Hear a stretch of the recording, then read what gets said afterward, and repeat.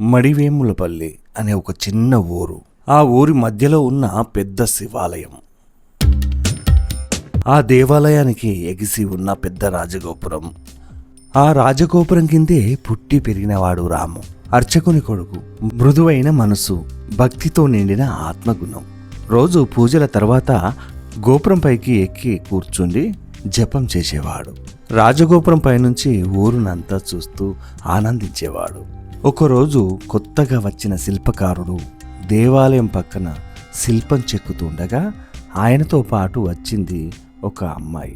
సన్నగా, తెల్లగా, తలనిండా జడ, కళ్ళల్లో ఏదో ఆత్మవిశ్వాసం. ఆమె పేరు సీత. ఈమె దేవుడు చేసిన శిల్పమా లేక దేవత అని ఆశ్చర్యంతో చూస్తున్నాడు రాము. ఆ రోజు నుంచి రాము చూపు సీతపైనే. సీత దేవాలయ రాతిపై మహాశివుడి యొక్క రూపం చెక్కుతుంది. ఆమె చెక్కిన శిల్పం సజీవంగా ఉన్నట్లు కనిపిస్తుంది. ఒకరోజు సీత శిల్పం చెక్కుతుండగా రాయి గుచ్చుకుంటుంది. రాము పరిగెత్తి వచ్చి ఆ చేతిని పట్టుకుని కట్టుకడతాడు. రాయి చెక్కుతున్నావు కదా, కానీ నీ చేతి రక్తం తట్టుకోలేకపోతుంది అన్నాడు రాము. ఇలా గాయాలైతేనే శిల్పం ప్రాణం పొందుతుంది రాము. అలా మొదలైన వారి పరిచయం, ఆ గోపురం కింద మొదలైన ఆ మాటలు, ఆ నవ్వులు రోజు రోజుకి ప్రేమగా మారాయి. రాము రోజు సాయంత్రం గోపురం పైన కూర్చుని ఉండేవాడు. సీత తన పని అయిపోయాక పైకి చూసి చేతి సందేశం చూపేది.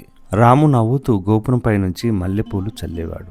వాళ్ళ మాటల్లో ఆత్మీయత పెరిగింది. అయితే ఊర్లో గుసగుసలు మొదలయ్యాయి. ఒకరోజు రాము తండ్రికి తెలిసింది. ఆయన కోపంతో ఊగిపోయాడు. రాము, నువ్వేం చేస్తున్నావు? మనం పూజారి వంశం, శిల్పకారుడి కూతురుతో నీకేం సంబంధం? నాన్నగారు, దేవుడు మనిషి కులం చూస్తాడా? ఆమె చేతులు దేవుడిని చెక్తున్నాయి. మనం ఆ దేవుడిని పూజిస్తాము. ఇద్దరము ఆ దేవుడి సేవకులమే కదా. వెర్రివాడివిరా రాము. మన ఊరోళ్ళ కళ్ళ ముందు అవమానపడతామని తెలియదా? రాము కంట తడి పెట్టాడు. సీత కూడా భయపడిపోయింది. ఆమె తండ్రి తలదించుకుని రాముతో ఇలా అన్నాడు. రాము, నువ్వు మంచోడివి, కానీ మనం వేరువేరు లోకాలు. ఆ రాత్రి వాళ్ళు ఊరిని విడిచి వెళ్ళిపోయారు. సీత వెళ్ళిపోయిన తర్వాత రాము దీనంగా ఉన్నాడు. మాటలు తగ్గించాడు. రాము రోజు గోపురం పైన కూర్చుని జపం చేసుకునేవాడు. కానీ ఆయన కళ్ళు ఎప్పుడూ సీత చివరిగా నడిచిన దారిలోనే ఉండేవి. దేవుడా, నేను నీకు పూజ చేస్తున్నా, కానీ నా హృదయం మాత్రం సీతలోనే ఉంది. ఇది పాపమా లేక ప్రేమనా? ఒకరోజు రాము గోపురం పై నుండి దూరంగా ఆకాశం వైపు చూశాడు. అక్కడ మేఘాల్లో సీత ముఖం కనిపిస్తుంది. సీత, నువ్వు దేవుడి రూపం చెక్కావు. ఇప్పుడు నా జీవితం నువ్వు చెక్కిన రాయిలో కలుస్తుంది. ఆ రోజు రాత్రి వాన కురిసింది. రాము కనిపించలేదు. ఉదయాన్నే గ్రామస్తులు గోపురం పైన కొత్త కాంతిని చూశారు.